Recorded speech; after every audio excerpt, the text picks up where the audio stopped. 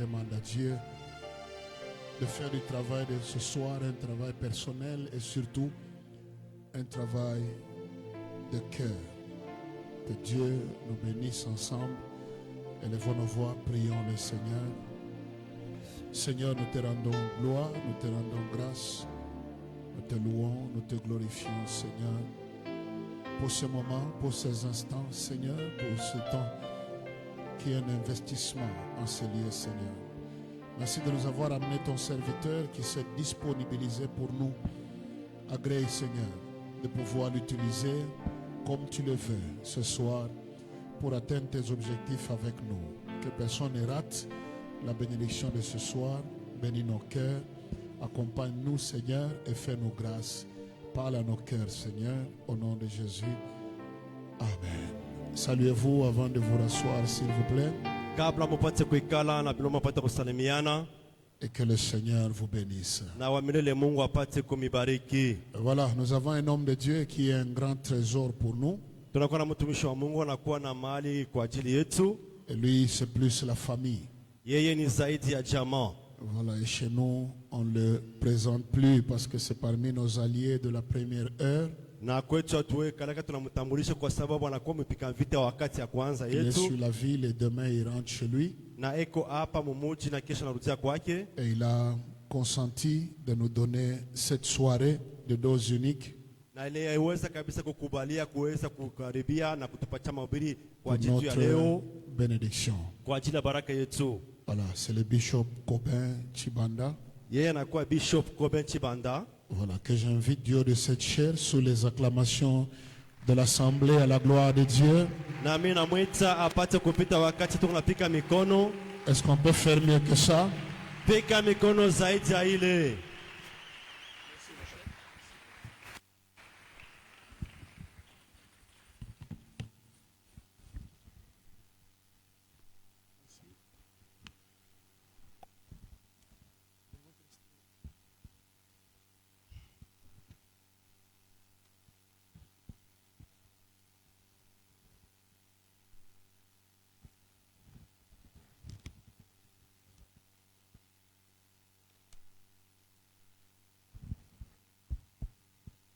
Est-ce qu'on peut remettre encore nos deux mains ensemble pour acclamer le roi?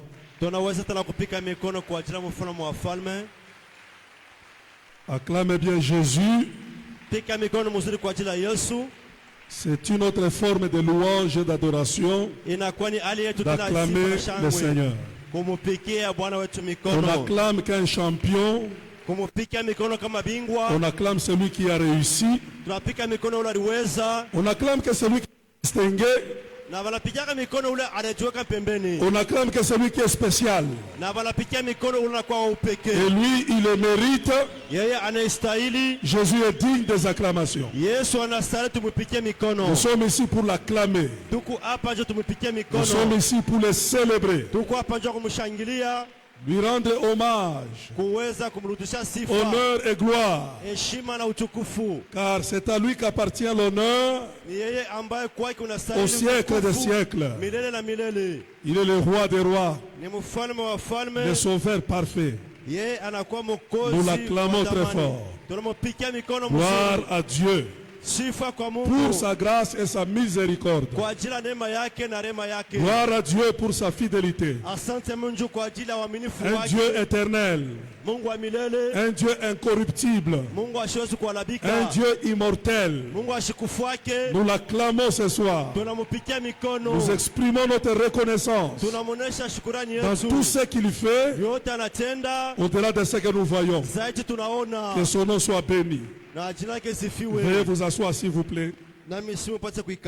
Que Dieu soit béni.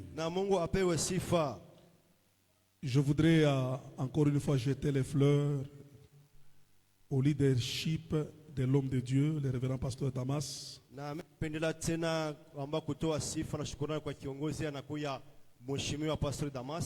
Dont la vie est une grande inspiration, une grande école.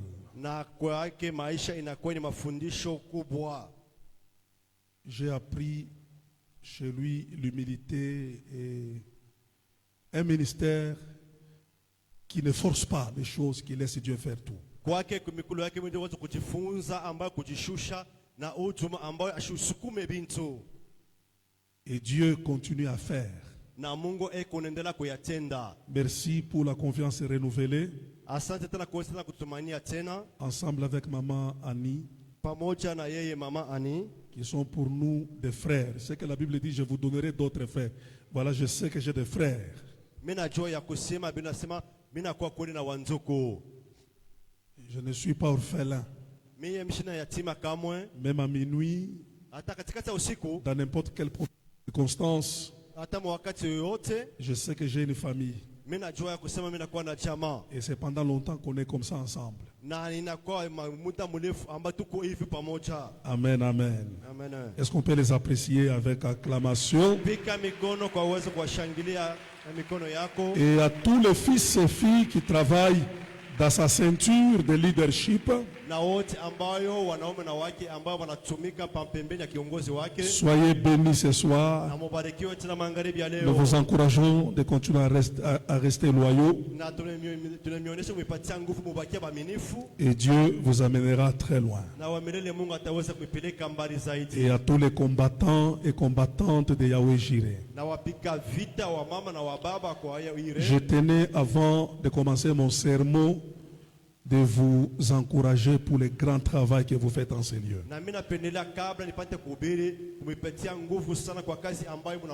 Peut-être vous-même vous ne voyez pas ça,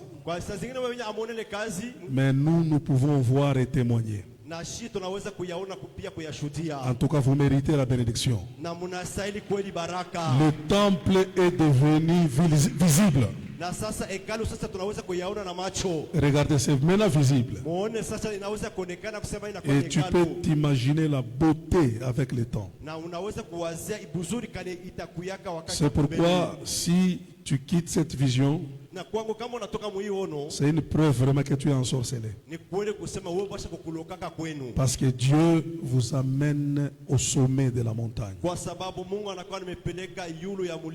Alors quiconque a contribué même avec les clous, ce soir soyez bénis. Acclamez-vous vous-même. Alors sans plus tarder, je veux vous inviter à lire Marc chapitre 4, le verset 35. Nous lisons cette histoire en descendant.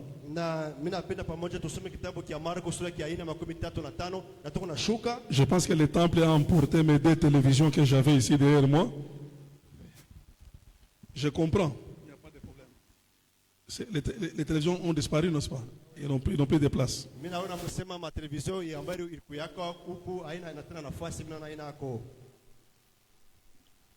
Marc,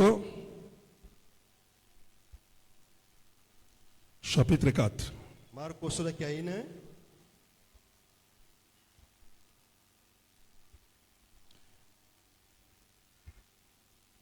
Commençons par le verset 35. Je vais lire dans le nom de Jésus.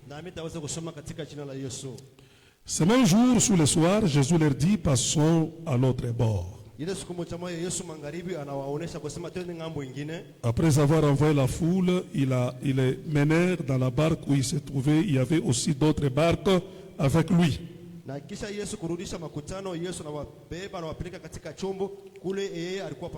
se leva un grand tourbillon et le flot se jetait dans la barque au point qu'elle se remplissait déjà.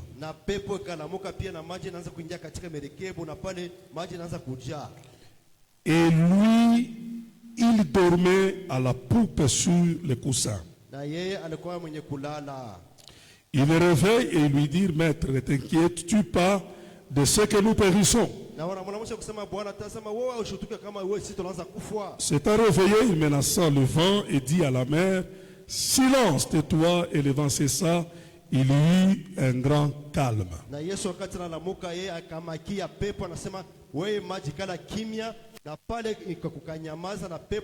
Que Dieu bénisse la lecture de cette parole. Ce soir, dans le même ordre d'idée de l'esprit des mois de la prière,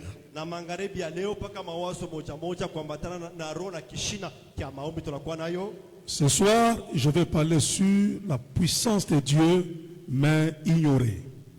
Na magharibi ya leo mitasemeza kwa ajili ya uwezo wa Mungu, mais ignorée. Lakini watu ambayo abaijua abaitambue. Comme ça, tasemeza kwa ajili ya mkono ya Mungu na kuona tenda, lakini watu wanaizarau lakini hawaishituke kama na tenda. Cette puissance existe mais elle est ignorée. Ile uwezo lakini iko hapo lakini bantu baishituke. Elle est réelle mais ignorée. Ile iko hapo lakini bantu abaitambue wanaisabu. Alors j'introduis en vous disant ceci: lorsque nous parlons de Dieu, na wakati kiingilio mimi nasemeza kwa ajili wakati tunasema juu ya Mungu, lorsque nous parlons de Dieu lui-même, wakati tunasemeza juu ya Mungu yeye moja, l'unique sentiment qui doit nous animer dans le cœur, na ile nia moja mmoja tunapaswa kuwa na roho yetu, c'est la foi en lui. Inapaswa kuwa na imani ndani yake.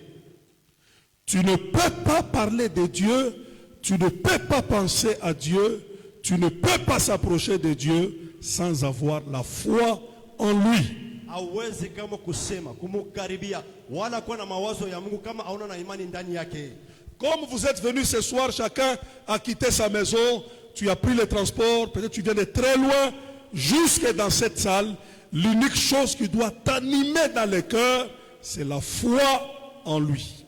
Na watu wote ambao tunakuya, kila mtu anatoka kwake aribeba njia yake, lakini nia moja inapaswa kwa ndani yako, inapaswa kuwa. Je t'en supplie, ne sois pas ici au nom de Dieu sans avoir la foi en lui. Na mina ushikwe tu mjina ya Mungu bila kuwa na imani ndani yake. La Bible dit que celui qui s'approche de Dieu, qu'il croit que Dieu existe. Na Biblia inasema yule ambaye anamkaribia Mungu anapaswa kuamini kusema Mungu kunaishi. S'approcher de Dieu, c'est une preuve que tu crois. Na kumkaribia Mungu inakuwa ni kionyesha kusema unaaminia Mungu. Existe et il est vivant. Na anakuwa anaishi pia anakuwa mwenye hai. Il est réel, il est capable. Yeye Mungu anakuwa wa kweli pia anakuwa anatenda. Tu ne peux pas s'approcher de Dieu et tu continues à douter. Hauwezi kama kumkaribia Mungu pia uendelea kumshakia. Dieu existe. Mungu kwako amina. Dieu est réel. Na Mungu anakuwa wa kweli sema. Dieu est capable. Na Mungu anakuwa mwenyezi kama. Même si nous ne le voyons pas, hata kama atumone na macho, il est réel ce Dieu-là. Mungu anakuwa kunaishi. Et quand nous croyons comme ça, na wakati tunaaminia ile, la Bible dit nous devons également croire que c'est lui, ce Dieu-là, qui rémunère ceux-là qui les cherchent. Na tunapasha pia kutambua Biblia inasema ni yeye anakuwa kunaripa bale bana mnamtafuta. Comme vous êtes venus ici, parce que vous croyez en lui, sachez que Dieu paye. Dieu récompense. Dieu rémunère. On ne le cherche pas en vain. Tu ne peux pas le fréquenter et rester le même. Même comme tu es venu ce soir, sache que Dieu paye. Dieu rémunère. Dieu récompense. Si tu es venu avec un problème, il peut te payer une solution. Si tu es venu malade, il peut te payer une guérison. Ne venez pas chez Dieu comme s'il n'y aura rien qui va se passer. Si tu crois, donne-moi un bon amen. Parce qu'on peut acclamer Dieu très fort. Alors, écoutez mes amis, le texte que nous venons de lire m'a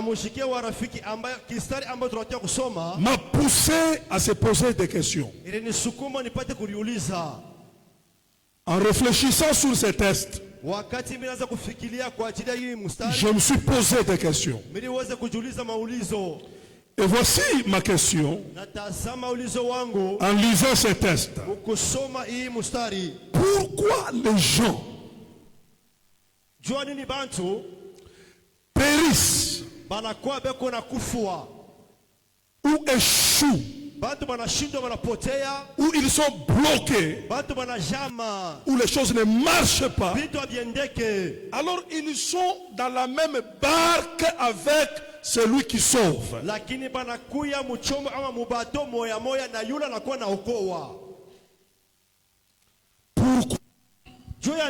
les apôtres ont pensé à la mort?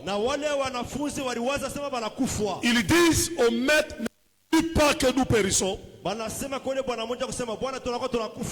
Alors qu'il est dit en étant dans la barque avec celui qui sauve. Celui qui sauve, celui qui délivre, celui qui guérit, celui qui bénit. Il est là avec eux. Mais comment ils peuvent être détruits, penser même à la mort, mais en étant à côté du Sauveur? Mieux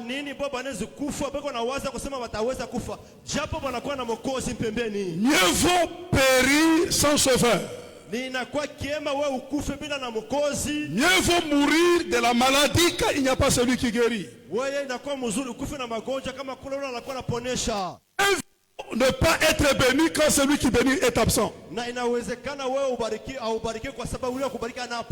quand tu n'es pas béni, à côté de celui qui est béni, tu n'es pas délivré, à côté de celui qui délivre, tu n'es pas élevé, à côté de celui qui élève.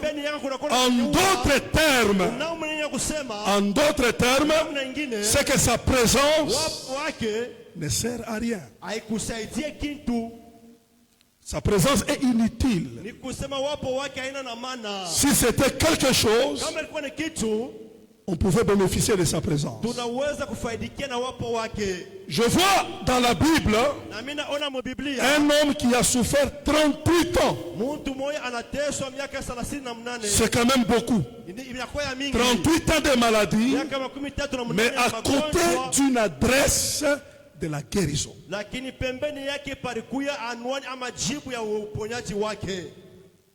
Il est à l'adresse de la guérison. À la piscine de Bethesda. Là où si tu as n'importe quelle maladie et que tu t'es jeté là-dedans, tu seras guéri. C'est là où lui fait 38 ans. Il n'est pas guéri. Alors là, les autres guérissent. Alors j'ai réfléchi à ça. Qu'est-ce qui se passe comme ça? Les gens souffrent pendant longtemps avec la prière, pendant longtemps avec la Bible, pendant longtemps avec le nom de Jésus dans la bouche, pendant longtemps les choses ne marchent pas en étant toujours présents dans l'église. Qu'est-ce qui se passe?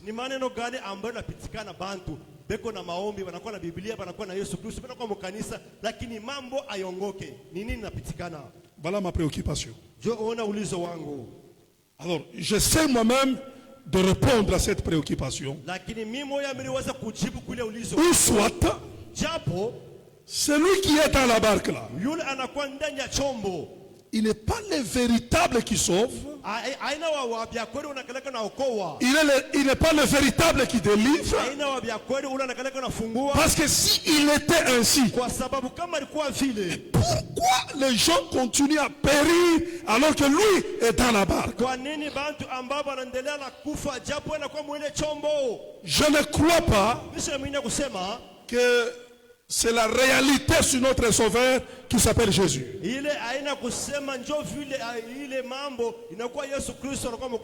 Jésus, c'est un grand Sauveur. Si nous lisons l'image, les tableaux du christianisme, nous les comprenons par le psaume 23. Je veux que prenne un peu le psaume 23 si on peut lire pour comprendre l'image du christianisme. Et après nous allons couler avec notre éducation. Commence. On connaît ça depuis l'école. On y va? Hein? On peut donner vraiment les micros. Voilà. Regardez ces tableaux-là. On remarque quelque chose. On y va? L'Éternel est mon berger. L'Éternel est mon berger. Qui dit c'est David? Il dit l'Éternel est mon berger. Ou il est mon sauveur. Celui en qui je crois. Celui que je prends comme mon berger. Alors si lui l'Éternel est berger, c'est que David est la brebis. N'est-ce pas? Dieu berger, mais lui la brebis. Maintenant, regardez le tableau de ce psaume ici. On y va. Je ne manquerai de rien. Pourquoi il ne manquera de rien? Pourquoi David ne manquera de rien? Pourquoi? Parce que l'Éternel est son berger. Continue. Il me fait reposer dans les verts. Qui lui fait reposer dans les verts pâturages? C'est qui? C'est son berger. En tant que brebis, son berger le fait reposer dans les verts pâturages. On y va. Il me dirige près des eaux paisibles. Si David arrive aux eaux paisibles, les eaux douces et tranquilles, voyez-vous que lui-même qu'il est arrivé là-bas? Non, il reconnaît que c'est le berger qui fait quoi? Qui les dirige là-bas. Continue. Il restaure mon âme. Si l'âme de David est restaurée, David est rétabli. Qui le restaure? C'est qui? Le berger. On y va. Il me conduit dans les sentiers de la justice. Qui le conduit dans les sentiers de la justice? C'est qui? C'est le berger. On y va. À cause de son nom. Allez-y. Quand je marche dans la vallée de l'ombre de la mort, je ne crains aucun mal. Pourquoi? Car tu es avec moi, ta houlette et ton bâton me voilà. rassurent. S'il ne craint pas, c'est le mal qui arrive. David reconnaît c'est parce qu'il est avec lui. Arrêtez là. Vous allez voir qu'il fait quoi? Il oint d'huile. Qui l'a oint? C'est en analysant ce psaume. Ne voyez-vous pas qu'on a un tableau d'un Dieu ou d'un berger?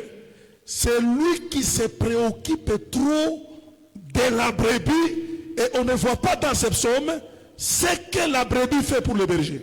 Vrai ou faux?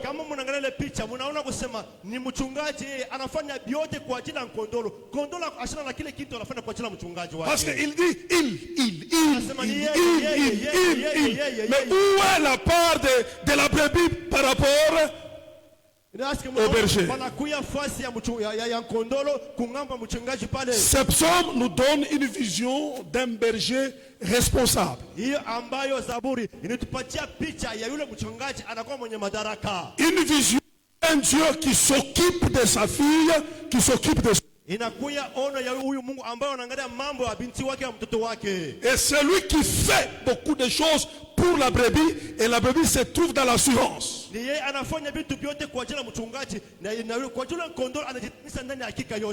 dit le bonheur et la grâce m'accompagneront. Il ne dit pas en vain parce qu'il voit la qualité de son berger.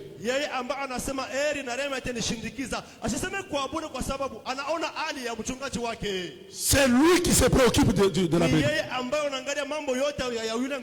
Et la brebis bénéficie de ça. Maintenant regardez le tableau du texte de Marc chapitre 4. Quel contraste! Ce sont les brebis qui se préoccupent de la tempête. Et nous voyons les bergers. Et le berger est tranquille. On dirait comme s'il n'a même brebis sur qui il doit veiller.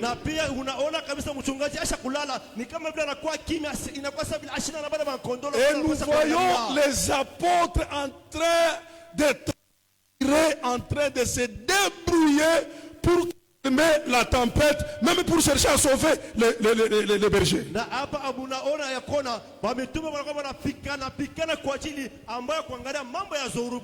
Et tout ce qui soulève, le berger lui est endormi.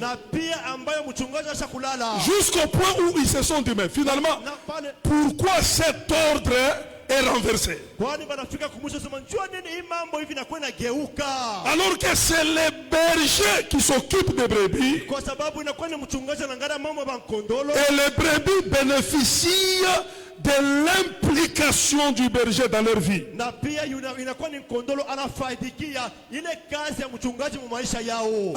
que je n'aille plus loin, je voudrais faire ma première déclaration.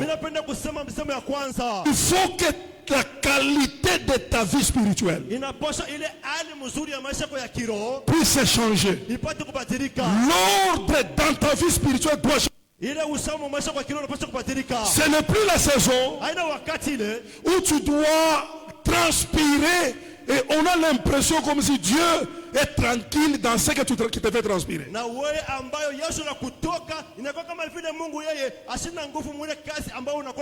C'est toi qui se dépend.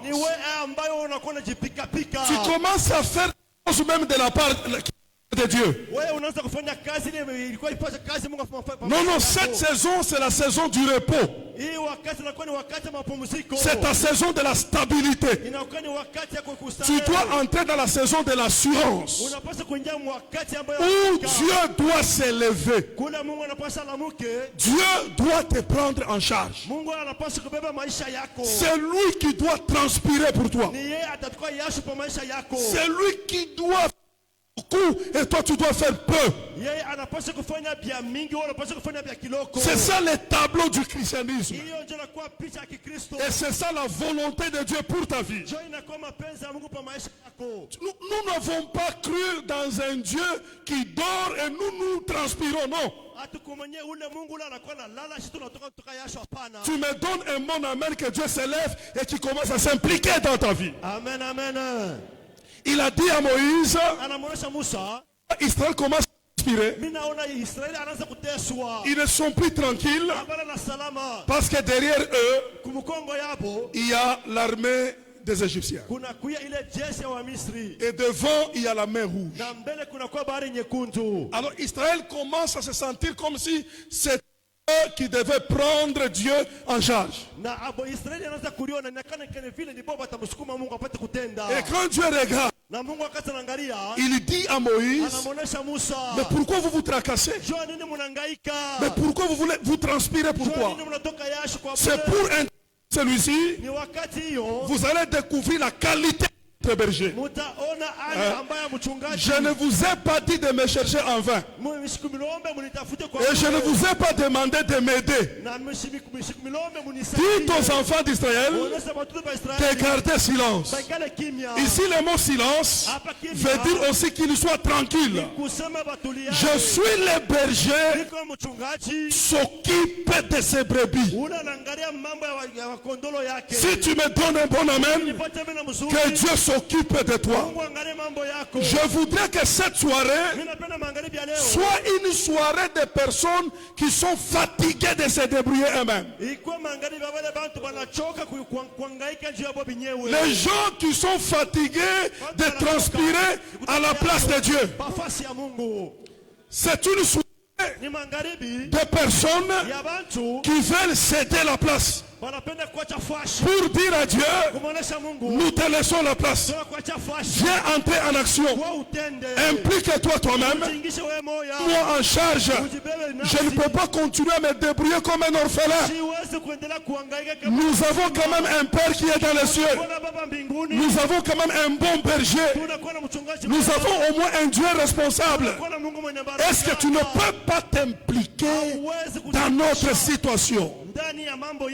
C'est ça la soirée de ce soir. C'est ton amen qui est absent. Ton amen ne me rassure pas ta foi. Donne-moi un bon amen, que Dieu te prenne en charge. Donne-moi un bon amen. Écoutez église, vous n'avez pas l'idée du Dieu en qui vous avez cru. Quand une maman a son bébé, alors il laisse le bébé qui commence à marcher à quatre pattes. Vous verrez que le bébé en a coulé. Comment il moto? Comment il escalier? Mais la personne la personne qui suit le mouvement de l'enfant, c'est qui? C'est qui?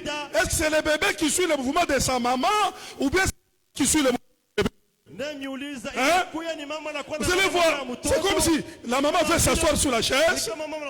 C'est comme si elle veut se lever. Chaque fois qu'il y a un danger, la maman bouge un peu parce que la survie de l'enfant dépend de l'implication de sa maman. Oh, ce soir, tu as beaucoup transpiré. Ce soir, tu t'es...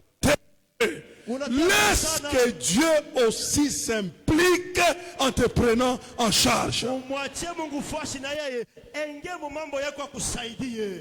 Gardez silence. Je combattrai pour vous. C'est que quand il dit ça, il dit je vais vous remplacer. Je prendrai votre place. C'est vous qui devez dormir. Et c'est moi qui dois aller devant de vos tempêtes. Ce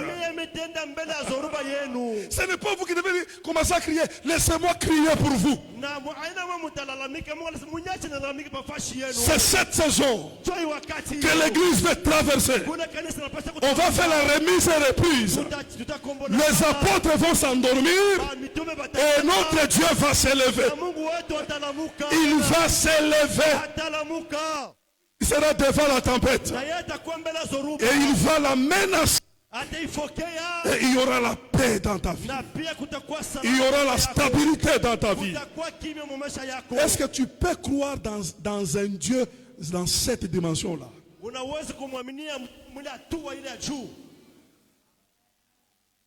Je vous dis, il y a des moments, Dieu lui-même s'élève, il te prend en charge. Tu fais peu, lui fait beaucoup. Je vous dis la vérité. Dieu est placé. Toi tu dors, lui se réveille. Tu as trop transpiré. Maintenant écoutez. Pourquoi ce Dieu-là n'agit pas dans ta vie? Quelles sont les raisons qui font que ta vie spirituelle ou ta foi, on dirait comme c'est toi la brebis qui fait beaucoup. Tu n'es pas la brebis de Psaume 23.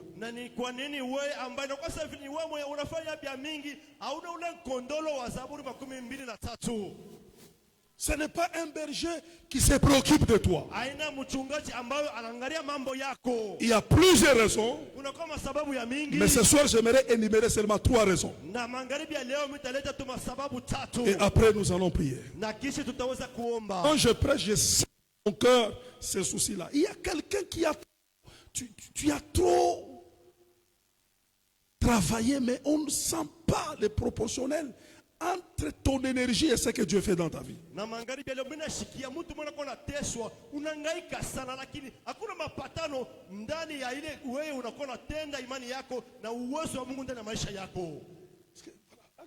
Il a bien interprété. Papa Damas, Jésus, il a obéi à Dieu jusqu'à la mort de la croix. Ça, c'est Jésus qui a fait ça. Alors, regardez le sacrifice de la croix. N'était pas vain. Parce que de l'autre côté, il y a un Dieu qui équilibre ce que ses enfants font. Dieu l'a souverainement élevé en fonction du sacrifice. L'élévation était proportionnelle, même dépassant ce que Jésus a fait à la croix. Il a élevé au-dessus de tout. Il a placé son nom au-dessus de tous les noms. En son nom, tout genou fléchit et toute langue confesse qu'il est Seigneur. Mais toi, tu fais des choses, mais du côté de Dieu, on ne voit pas que c'est proportionnel par rapport à ce que tu fais. Imagine un peu après la croix, on t'élève seulement au niveau de la ville de Lubumbashi. Ce n'est pas proportionnel. Dieu l'a élevé souverainement au-dessus de tout. C'est pour honorer la sueur qu'il a manifestée à sa faveur. Ce soir, je vais faire une deuxième déclaration. Que Dieu puisse briser dans ta vie l'esprit de sous-cotation. Papa, répète un peu en swahili. Je lutte avec une pensée que Dieu m'aide à les communiquer sous la vie de quelqu'un. L'esprit de sous-cotation.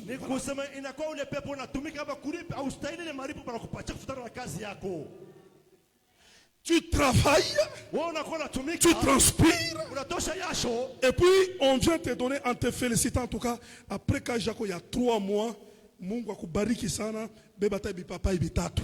Après avoir transpiré pendant 3 mois, on te donne une rémunération de 3 papayes seulement. Dis à ton voisin que ça je refuse. Tu entres dans une saison où Dieu va commencer à honorer tes sacrifices. Dieu va commencer à honorer tes hôtels. Dieu va commencer à honorer le prix que tu as payé.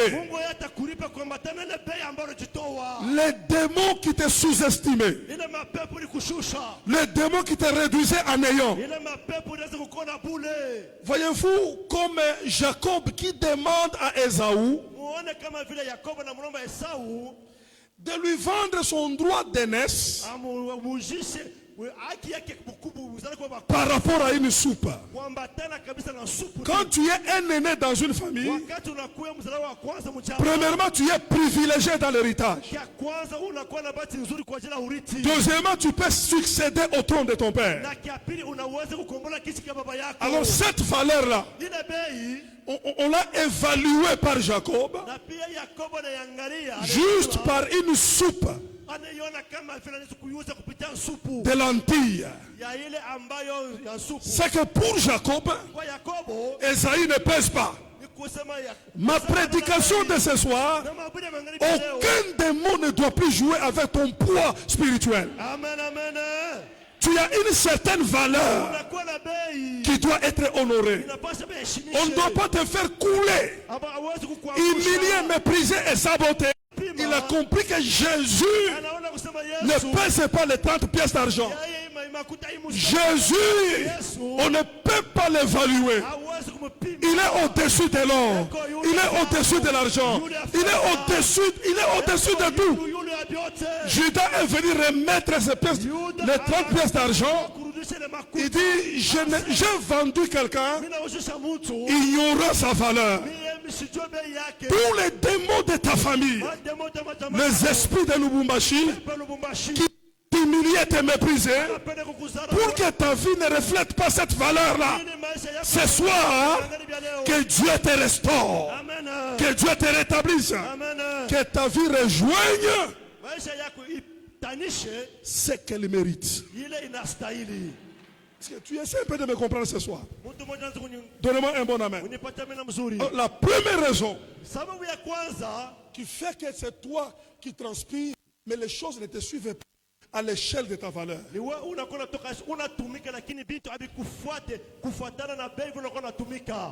C'est la vision que tu as de tes propres problèmes. En Dieu ou en Christ. Tout problème qui t'arrive, toute tempête qui s'élève, c'est une opportunité ou une occasion pour que tu expérimentes la puissance de Dieu. Il n'y a pas de tempête dans ta vie pour te réduire à néant. Parce que Dieu est souverain. Il n'y a rien que Dieu ne contrôle pas dans ta vie. S'il permet que quelque chose t'arrive, c'est pour te donner l'opportunité au travers de la chose là, pour que tu expérimentes sa puissance. Dieu ne permet pas la tempête pour que tu périsses. Si tu es devant la mer rouge, ce n'est pas pour être englouti par cette mer. Tout ce qui vous arrive dans la vision de Dieu, c'est une opportunité pour expérimenter la puissance de Dieu. Il a dit à Israël, je vais endurcir les cœurs de Pharaon, pas pour qu'il vous tue, afin de vous donner l'opportunité que Dieu est capable de vous délivrer même devant le plus grand danger. Il peut s'occuper de l'obstacle qui est devant la mer rouge, et il peut s'occuper de l'obstacle qui est derrière l'armée des Égyptiens. Chaque fois quand tu as un problème, ne le vois pas comme si ce problème veut t'exterminer. Oh, nous sommes à leurs yeux comme des sauterelles. Cette manière de voir ton problème, c'est ce qui bloque la puissance de Dieu d'intervenir dans ta vie.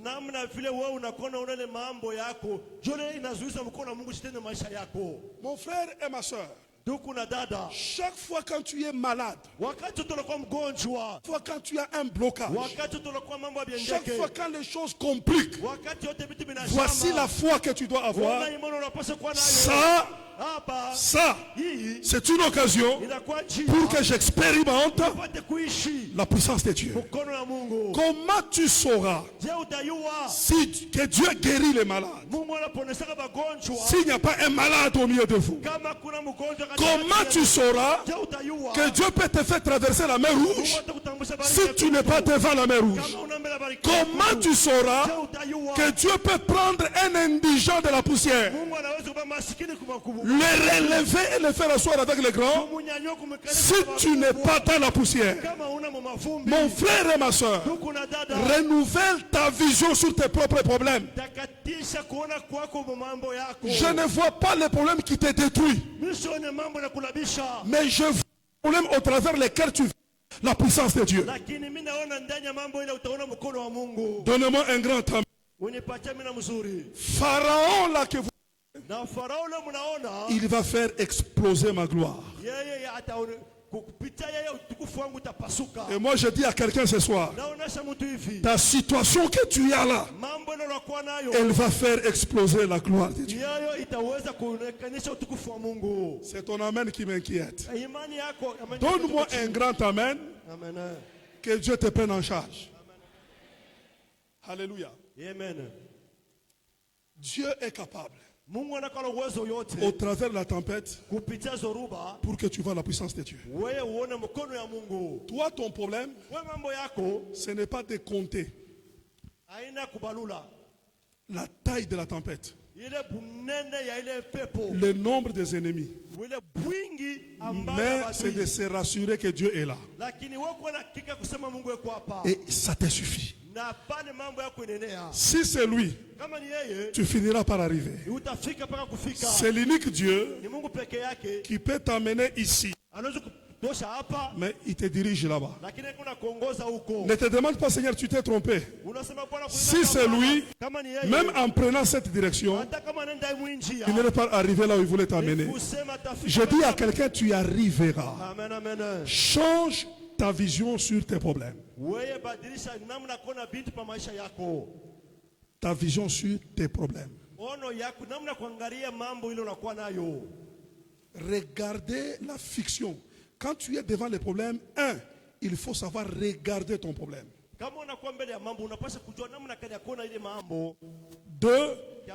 il faut savoir les choses selon Dieu sur ton problème.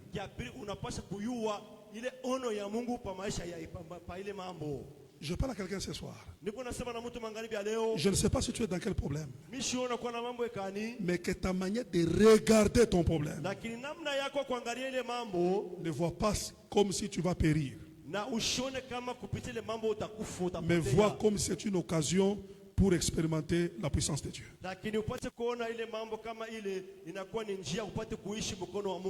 La deuxième chose, pourquoi la puissance de Dieu ne te prend pas en charge? Un, comment tu regardes ton problème? Deux, peut-être tu ne connais pas qui est dans ta barque. C'est une chose de venir à l'église. C'est une chose d'enseigner comme j'enseigne. C'est une chose de prier comme je prie. Mais c'est une autre chose de connaître celui que j'enseigne, celui que je prie, celui que je prêche. Vous pouvez être dans la barque avec lui, mais vous ne connaissez pas qui est avec vous dans la barque.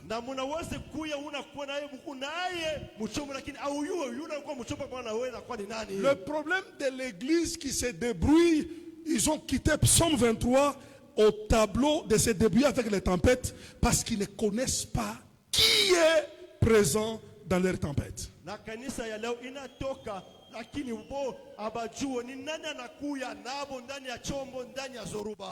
puissance de Dieu dans ta vie est proportionnelle au niveau de la connaissance que tu as sur ces dieux-là.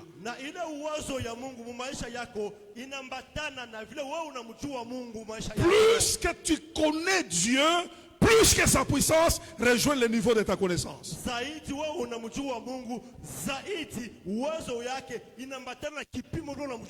Est-ce que je parle à quelqu'un ce soir? Nous avons un grand Dieu mais ignoré. Les gens l'appellent Jésus, mais ils ne connaissent pas qui il est au juste. Et dans la foi chrétienne, on ne peut pas avoir la connaissance uniforme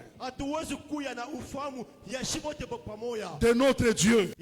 Chacun doit avoir une connaissance de son Dieu par rapport à ce qu'il a expérimenté avec ce Dieu-là.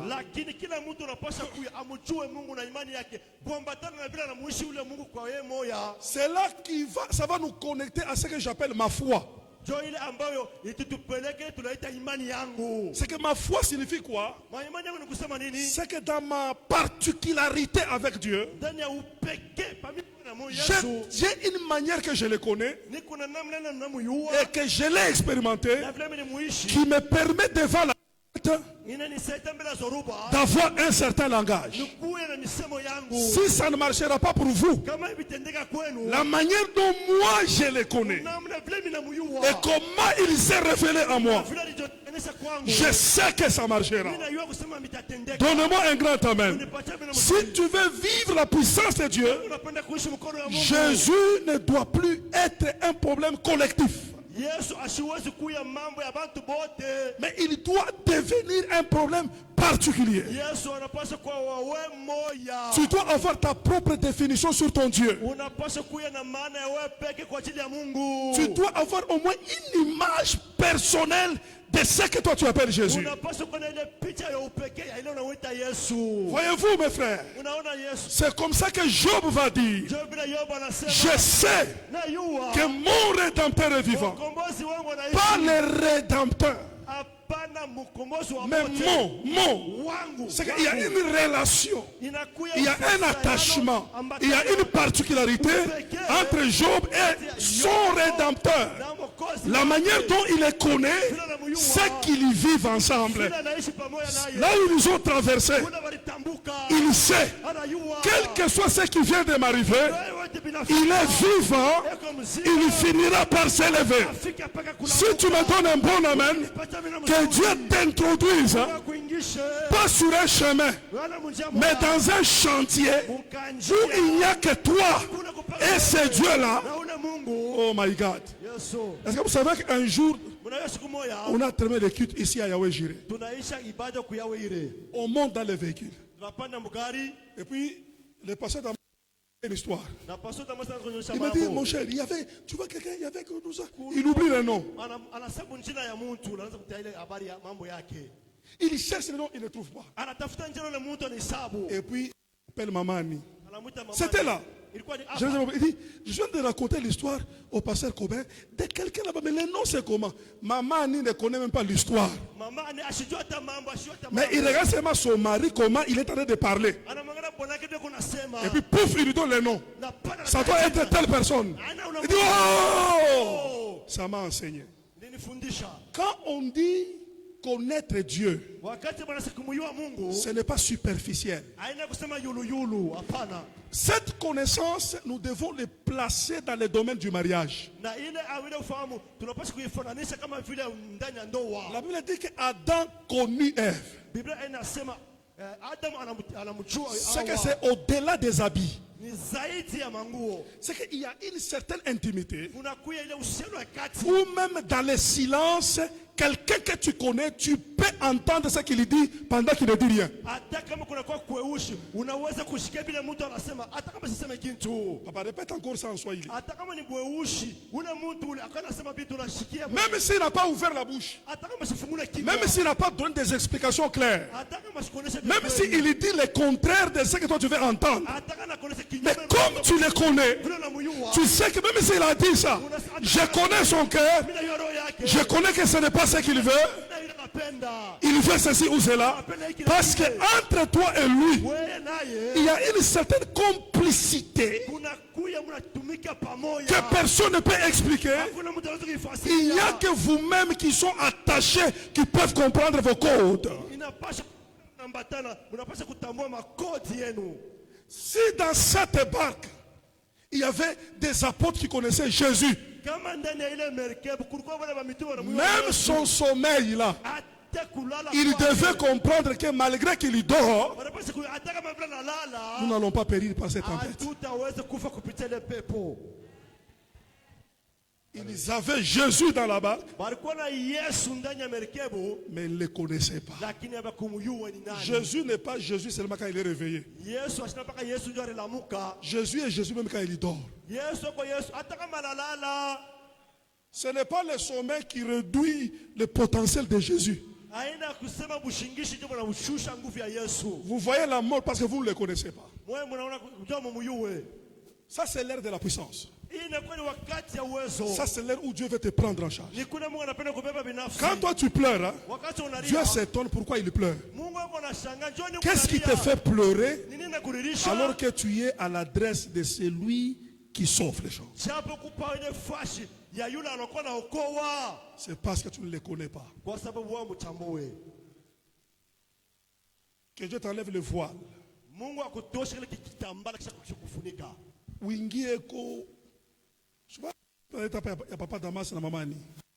J'ai vraiment cherché dans mon esprit pour expliquer ça. Elle a donné un nom sans connaître l'histoire. Mais elle comprend que comme mon mari là-bas dans son esprit, c'est moi qui le connais, ça peut être telle personne, et puis c'était exact.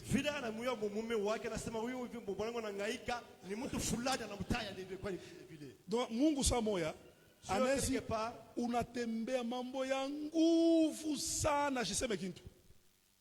Il est calme comme s'il n'existait pas.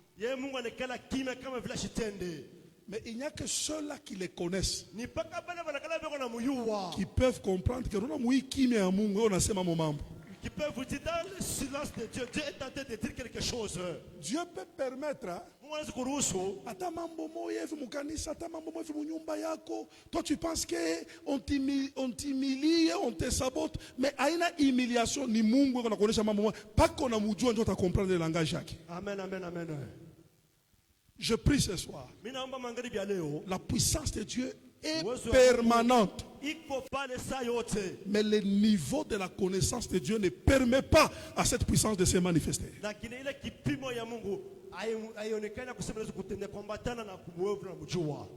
Donnez-moi un grand amen. Amen. Un jour, en Lubumbashi, je vais terminer, on va prier. J'ai terminé de faire un séminaire quelque part là-bas sur la sorcellerie. en ville là. Et puis je suis rentré chez le pasteur Damas. Avec maman, mamie, avec un bébé. Les bébés la nuit là, ici au Bel Air ici. Les bébés dérangent beaucoup. Elle a dérangé la nuit là. Pas bougie, dérangé, monté. Un bébé qui fait beaucoup de mouvements là. Après un certain moment, j'ai commencé à regarder attentivement les mouvements de l'enfant. Tellement qu'il a fait des mouvements terribles. L'Esprit de Dieu me dit, il y a un message que Dieu de cet enfant. Prends l'huile d'onction, ouin-les. Parce qu'après quelques temps ici, tout ce mouvement va disparaître. J'ai pris l'huile d'onction, j'ai prié pour cet enfant. Demain, l'enfant a commencé la fièvre. Maison de pasteur Damas, l'enfant a fait le rougeole. Rouge, avec des boutons partout. On l'a amené à l'hôpital et c'était le coma qui a commencé.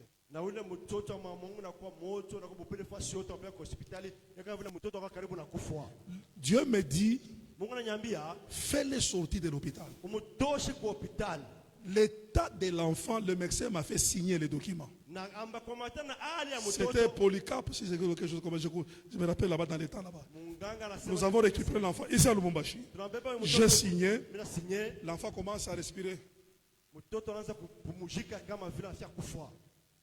Je prie pour retourner en Mbujimaï. J'arrive à l'aéroport. On a découvert qu'on a un enfant en coma. On a voulu nous refuser pour monter l'avion. Et après, j'ai dit, je suis son père. Il peut arriver, laissez-nous partir. Signé. Je signe encore. Je monte avec l'enfant. J'arrive le mercredi. Je dépose, les enfants sont venus. Quand vous arrivez à la maison, les autres enfants sont venus. Hey, papa,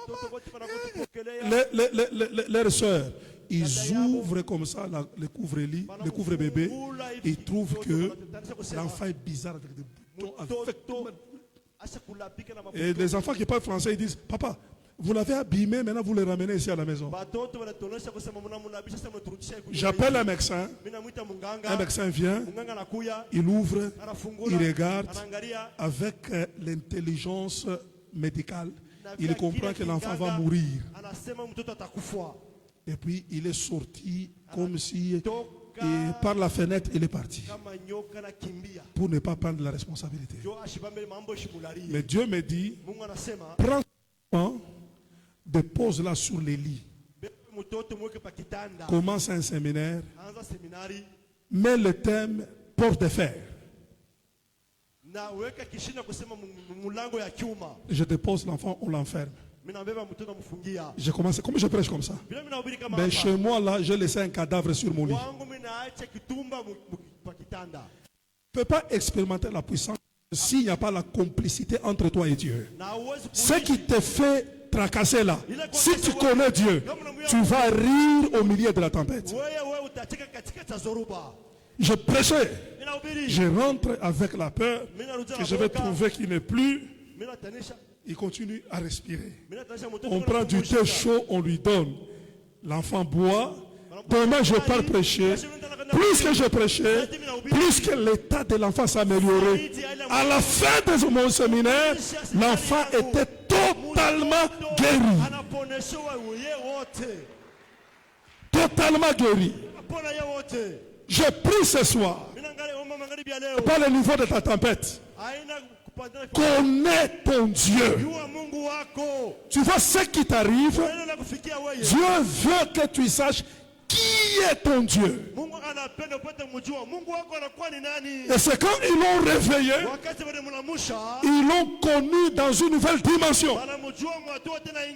Ils ont dit, qui est celui-là qui parle parle même à la tempête.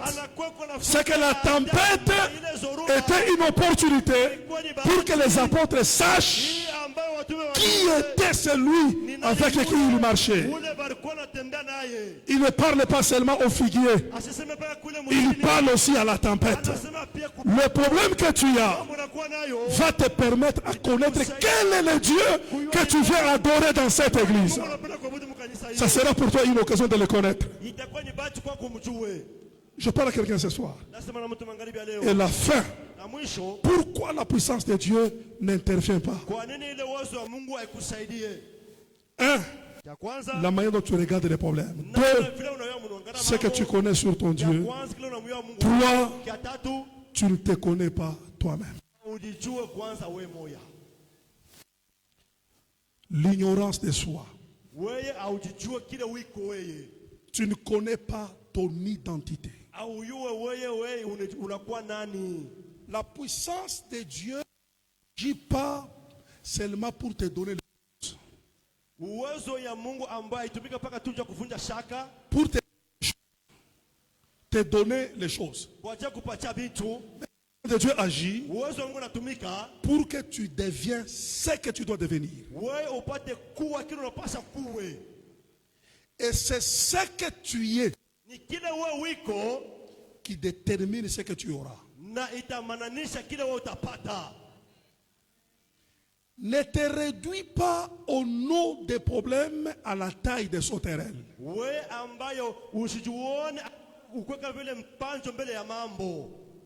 Les choses t'obéiront quand tu seras conscient de ton identité.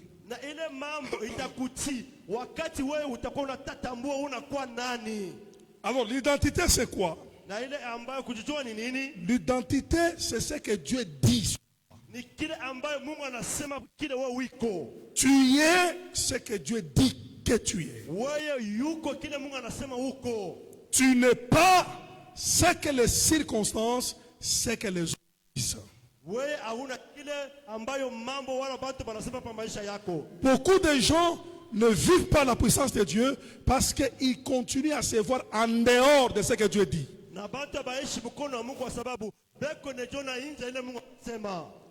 Je n'ai pas bien entendu en Swahili.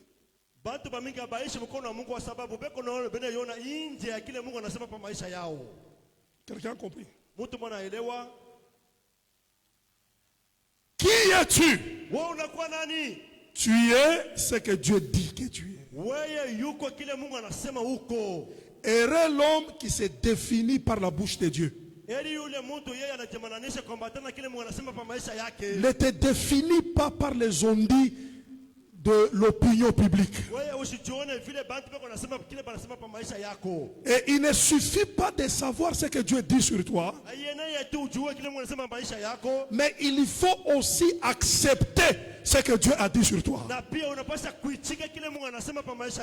Parce que tu peux savoir ce que Dieu a dit, mais tu n'acceptes pas ce que Dieu dit sur toi. Ce qui bloque la puissance de Dieu dans ta vie, tu as ta prophétie, tu as ta vision, tu as tes rêves, mais tu n'acceptes pas ce que Dieu a dit sur toi. Tu n'acceptes pas ce que Dieu a dit sur toi. Il y a des gens il y a des gens qui se battent pour accepter ce que Dieu dit qu'ils sont. Dieu dit, tu es héros. Mais Gédéon lui dit, je suis le plus petit. Dieu dit à Moïse, va devant Pharaon, parlez de ma part. Et Moïse dit, je ne sais pas parler. Dieu dit à Jérémie, tu es un bête, mais dis, je suis un enfant. C'est ce qui bloque ta puissance. Le jour où tu sais ce que Dieu a dit sur toi, et tu crois dans ce que Dieu a dit sur toi,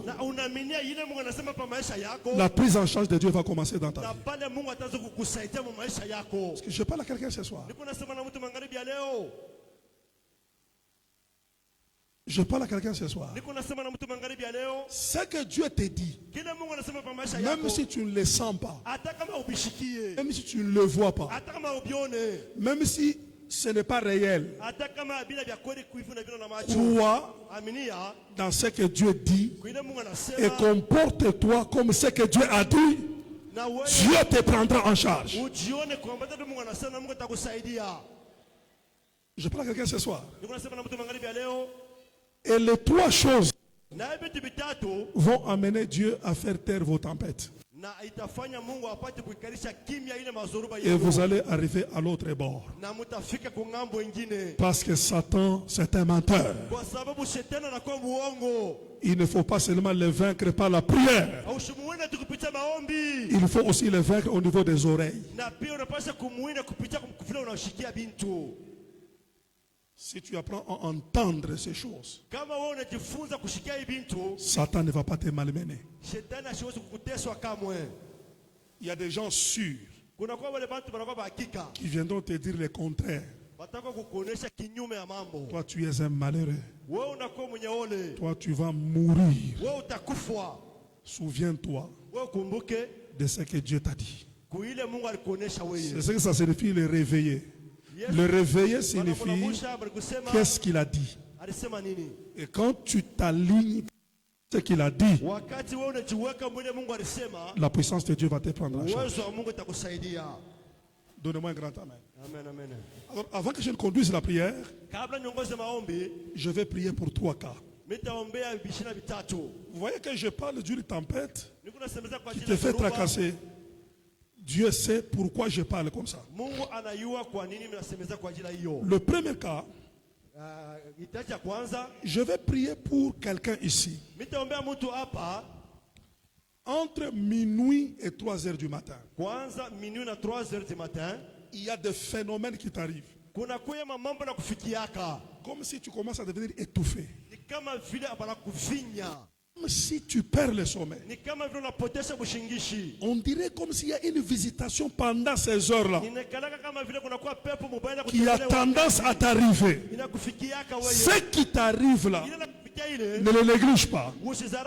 C'est un pas qui vient toquer à ta porte. Et si ça continue comme ça, un jour ça va t'emporter. Je répète encore, entre minuit et 3 heures, il y a des personnes qui sont agitées, qui ne sont plus tranquilles. Même dans les lits, tu commences à te tourner. Tu ne respires plus normalement. On dirait que c'est comme si pendant ce temps de maladie se réveille. Tu sens certaines présences bizarres. Entre minuit et 3 heures du matin. Aujourd'hui, Dieu veut te prendre en charge.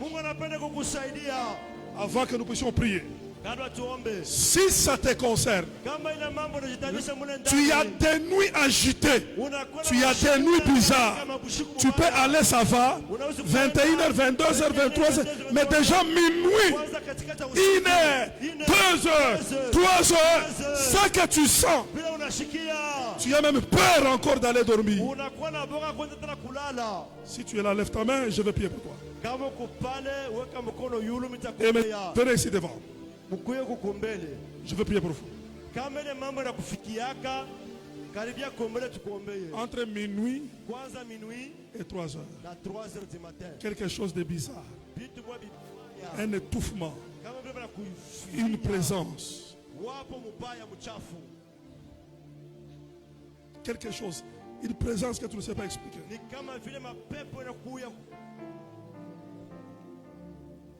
La Bible dit, la tempête s'est élevée. Je vois une tempête qui s'élève la nuit quand tu dors. Mais pas avant le sommeil. Quand tu avances avec le sommeil, tu commences à te battre. Tu commences à t'agiter. Ça te déstabilise. Puis pouf, quand tu te réveilles, souvent c'est entre minuit et 3 heures du matin. Levez votre main droite pendant ce temps. Même les gens qui sont dans la salle, levez nos mains. Est-ce qu'on peut dire Seigneur Jésus, merci. Seigneur Jésus, merci. Je ne vous entends pas. Seigneur Jésus, merci. Seigneur Jésus, merci. À partir de ce soir, je t'en prie, prends-moi en charge. Prends-moi en charge. Je ne veux plus me débrouiller. Je ne veux plus me débrouiller. Je ne veux plus transpirer. Je ne veux plus transpirer. Alors que toi tu es vivant. Alors que toi tu es vivant. Alors que toi tu es capable. Alors que toi tu es capable. Lève-toi Seigneur. Lève-toi Seigneur. Prends-moi en charge. Prends-moi en charge. Je te cède la place. Je te cède la place. Implique-toi dans ces combats. Implique-toi dans ces combats. Dans le nom de Jésus. Dans le nom de Jésus. Alors mes amis qui sont ici devant, dites dans le nom de Jésus. Soyez avec moi dans le nom de Jésus. Dans le nom de Jésus. Toi, esprit qui me visite la nuit. Toi, esprit qui me visite la nuit. Esprit nocturne. Esprit nocturne. Qui avance. Qui avance. À ma direction. À ma direction. Qui toque à ma porte. Qui toque à ma porte. Qui agite mon âme. Qui agite mon âme. Esprit de tourment. Esprit de tourment. Esprit de maladie. Esprit de maladie. Esprit de mort. Esprit de mort. Esprit d'agitation. Esprit d'agitation. À partir de maintenant. À partir de maintenant. Je te commande. Je te commande. De quitter ma vie. De quitter ma de vie. quitter mon sommeil. De quitter mon de sommeil. quitter ma chambre. De quitter ma chambre. De quitter ma maison. De quitter ma maison. Dans le nom de Jésus de Dans le nom de Nazareth. Jésus de Nazareth.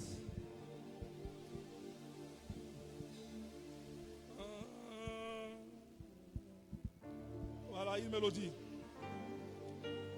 Levez les mains s'il vous plaît.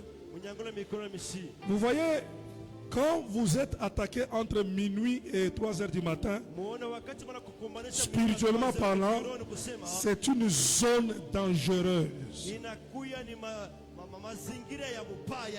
C'est que l'esprit de mort, il fait te prendre par force.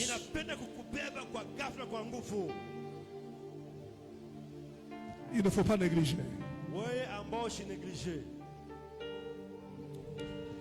Quand cette visite se produit pendant ce temps-là, il ne faut pas négliger. C'est une brutalité de l'esprit des morts. C'est un esprit de mort qui toque.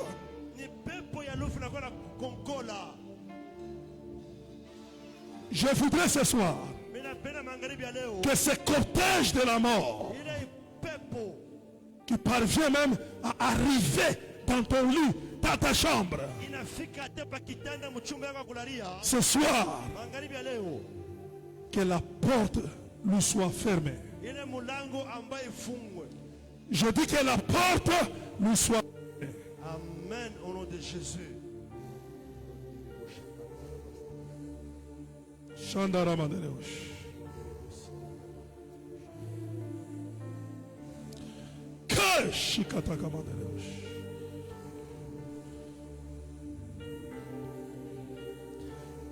Comment on appelle ça? C'est asthme. Quittez le corps.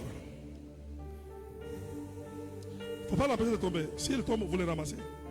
Quitte le corps. Je sens dans sa respiration quelque chose de très mauvais. Quittez le corps. Quittez le corps. Sors par la bouche. 1, 2, 3. Quittez le corps. Quittez le corps. Vous me l'amenez ici. Vous le transportez, vous me l'amenez ici. Vous me l'amenez ici. Pasteur, chut. Tu vois ce jeune homme ici? Il devait avoir un problème de respiration.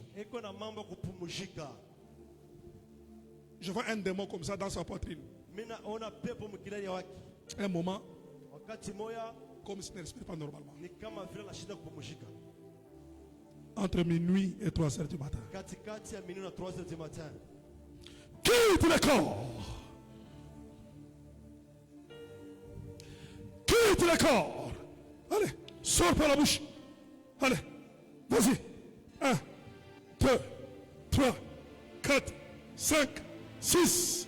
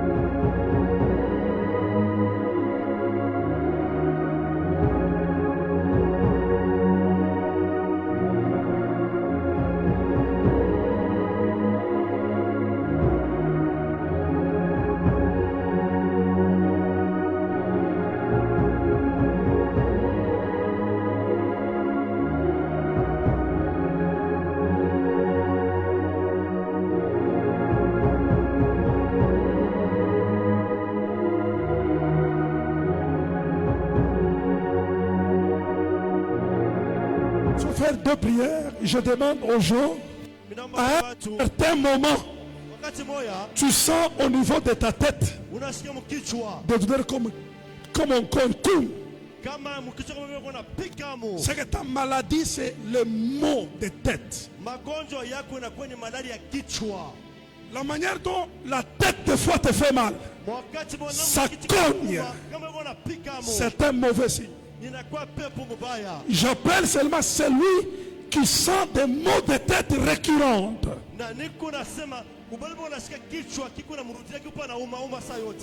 Soit c'est une douleur, ça cogne.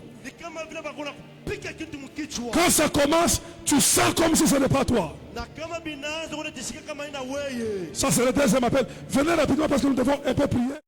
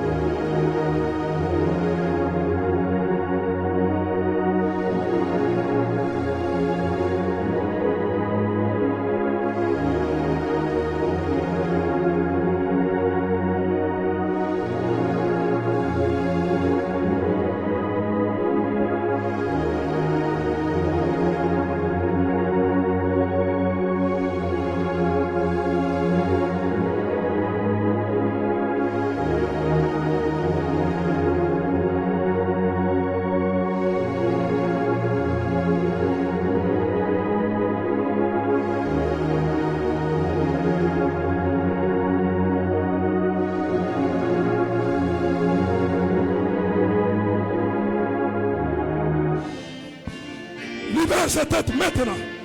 Lâchez-la. Troisième groupe et dernier groupe. Maintenant quand tu dors, maintenant la nuit, quand tu dors, maintenant la nuit, c'est que tu commences à voir. Tout ce que tu vois est relié à la mort. De personnes déjà mortes. Tu es dans un deuil. Dans un cimetière. Corbillard. Avec les cercueils. Ou avec les gens qui sont déjà morts. Est-ce que tu peux venir rapidement? Je te touche rapidement. Calme, rapidement.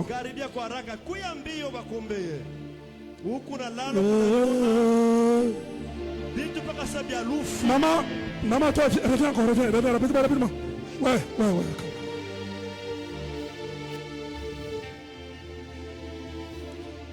Viens.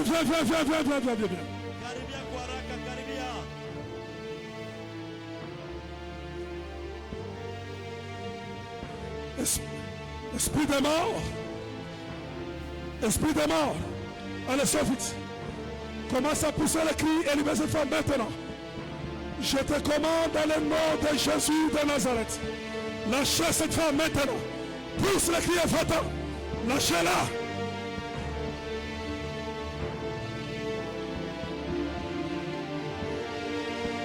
Je te pose la main, tu peux rentrer à ta place. Karosh.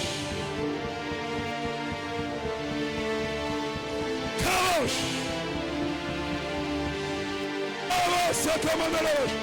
Je te commande la roche.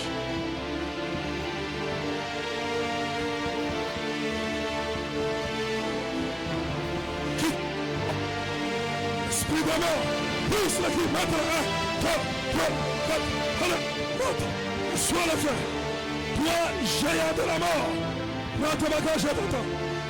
Kavaroche, ça commande la roche, je te commande la roche. Vamos, saca. Chukara.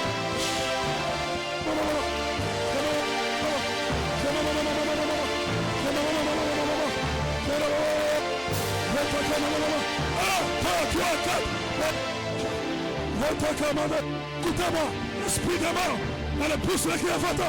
Libère. Maintenant, libère.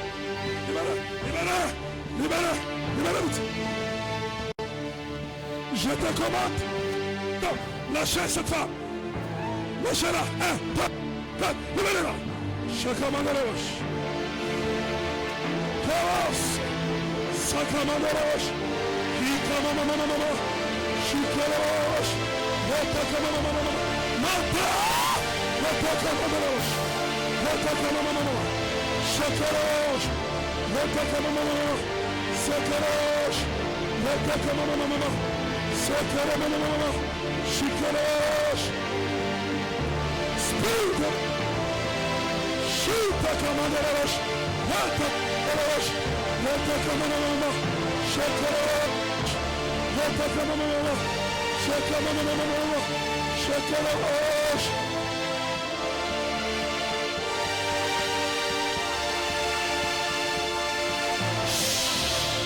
Mettez-vous debout. On va faire que 2 prières. Toutes les tempêtes qui s'élèvent dans ta vie et qui te fait penser à la mort, tu vas les briser et les détruire. Dans le nom de Jésus. Lève ta main droite.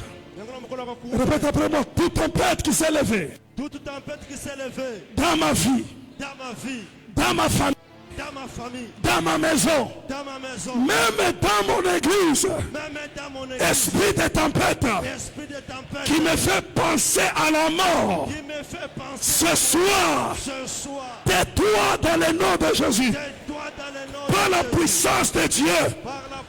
Je t'ordonne de se taire maintenant dans le nom de Jésus. Commence à taper les méprises. Tempête, esprit de tempête, esprit de tempête.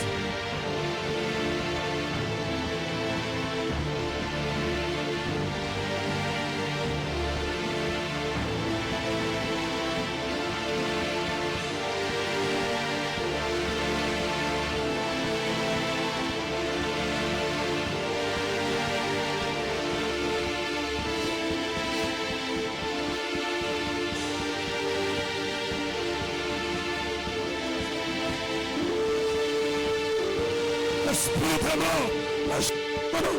Poussez le cri, lâchez cette main.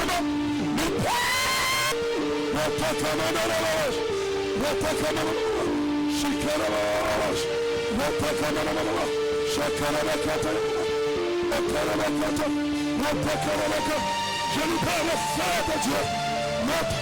Reçois le feu de chaque manage. Brise l'esprit. La dernière prière que nous allons faire, nous allons attaquer la mort précoce. La mort prématurée, conçue et organisée. Dieu ne permettra pas que tu meurs au milieu du chemin. Parce que tu es appelé à arriver là où Dieu va avec toi. Mais il y a une mort. Il y a une mort intelligente qui se prépare, qui s'organise, arrêter brusquement ta vie. Si tu es assis, tiens-toi debout. Nous allons briser. Ils nous ont dit, maître, ne vois-tu pas que nous mourons? Ne vois-tu pas que nous périssons? Lève ta main. Répète après moi dans le nom de Jésus. Toi, esprit des morts, la mort prématurée, la mort précoce, qui s'est organisée et qui s'élève contre ma vie, contre ma famille, dans ma maison et contre mon église. Esprit des morts, allez, va-t'en maintenant. Pique-mi-cono, tu couches. Papa, le fou. Chasse l'esprit des morts. Chasse l'esprit des morts.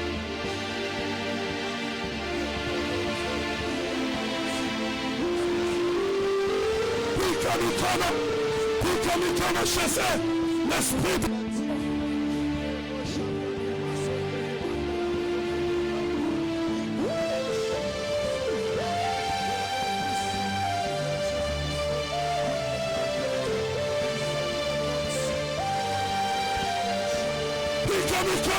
Libère le feu de Dieu.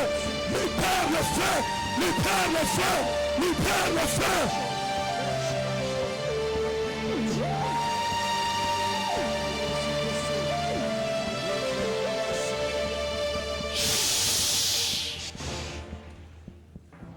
Mettez-vous. Je termine. Maman, toi qui fais la main, viens. Ah, toi avec mon choix noir là. Comme. Rapidement. Maman. La la.